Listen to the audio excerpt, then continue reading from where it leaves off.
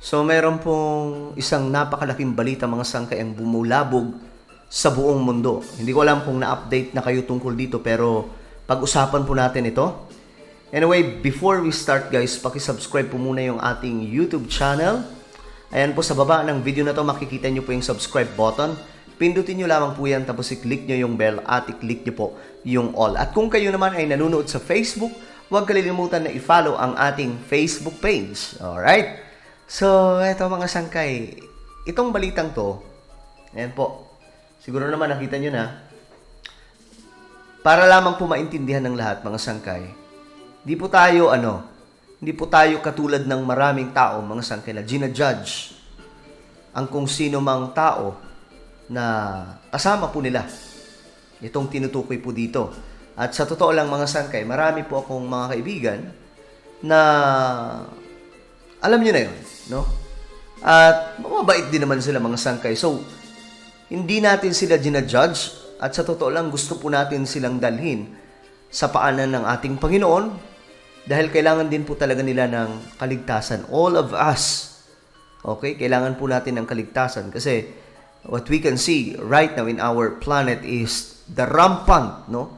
Ang matinding pag-usbong ng mga sangkay, makamundong, mga pauso, mga bagay. At ito, mga sangkay, nakakagulat sa iba. Nakakagulat sa iba. Pero sa maraming nagbabasa ng Bible prophecy, I'm sure, hindi po kayo magugulat sa balitang ito. Ito, mga pari, sabi po dito, pwede nang bigyan ng basbas ang same-sex couples. So, may basbas na siya mga sangkay. At ayon po sa report, hindi daw po ito kahalintulad sa kasal ng lalaki at babae, etc. Something like that, no? Pero may basbas. Alam niyo mga sangkay, ulitin ko, marami po akong kaibigan and I respect them. I salute them. Mga kaibigang tunay mga sangkay, no? Na kabahagi po ng mga katulad po nila at talagang nire-respeto natin sila. And we love them also. And we want them to madala po natin sa ating Panginoon. Pero sa nangyayari sa ating panahon ngayon, masasabi po talaga natin that we are living in the last days. Why? Nakikita naman po natin kung gaano na po katindi itong nangyayari sa ating mundo. At ito, we know the standard. We know alam po natin ano po ang prinsipyo ng ating Panginoong Diyos pagdating po sa salita ng Panginoon. Isa sa prinsipyo niya mga sangkay ay mahalin po ang lahat ng tao. Yun po yung Diyos. That's why the Bible says, for God so loved the world that He gave His only begotten Son. Okay? Ganun po ang nangyari. Jesus Christ died on the cross of Calvary and rose again. Nagsakripisyo po siya para po sa kasalanan ng maraming tao. At we can't even, hindi rin po natin ma-judge ang kahit na sinong tao, okay? Hindi po natin sila ma-judge. Ako hindi pwedeng i-judge ng iba na parang, ikaw ganito ka. Sino mang tao, hindi rin po natin pwedeng gawin yan.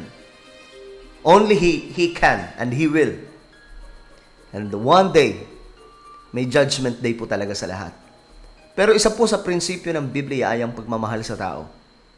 Prinsipyo yan ng Diyos. Yan po yung standard, yan po yung character ng isang Diyos na naglikha sa lahat.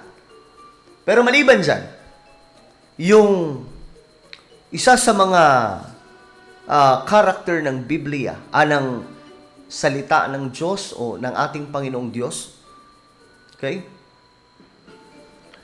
Isa sa mga prinsipyo ng ating Panginoon,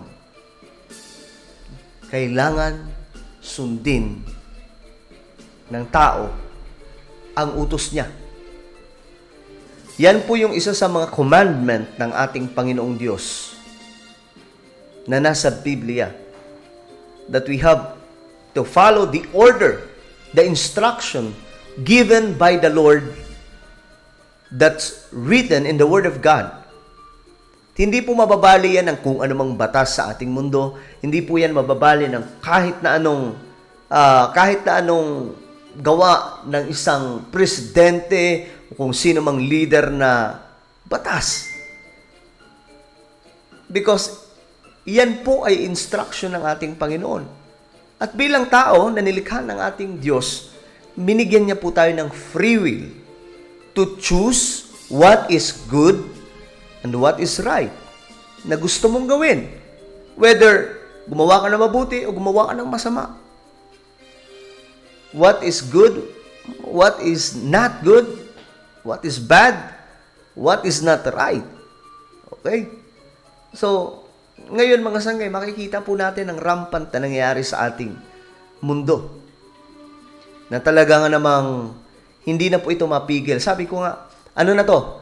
Nasa stage na po tayo mga sangkay na mas pinapabilis ng tao ang pagbabalik ng ating Panginoon. And yes, para po malinaw lamang po sa lahat, I believe that Jesus is coming very soon. Ang tawag po ng iba dyan ay katang-isip, but I don't care because I believe in the Bible. Believer ako ng ating Panginoong Diyos. I believe that someday, magkakaroon ng tinatawag na caught up or rapture. At ang maliligtas lamang po nito, mga sangkay, ay yung mga taong sumusunod sa kanyang kalooban. Yan po ang prinsipyo ng ating Panginoon. Though mahal niya ang tao, pero ang pagmamahal na yan may kasama pong prinsipyo. If you follow ano man ang kanyang commandment. Diba?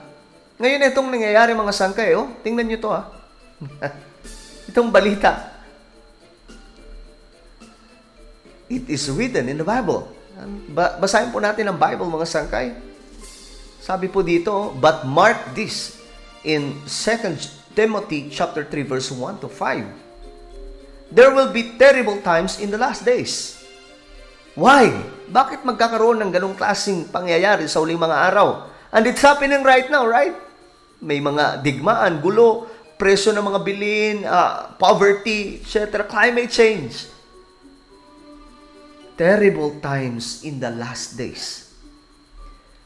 And verse 2, the Bible says, people will be lovers of themselves.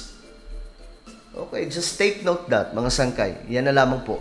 Marami po yan. Maraming specific na mga mangyayari sa uling mga araw. Pero, i-highlight po natin itong people will be lovers of themselves. Pansinin nyo ngayon, mga sangkay.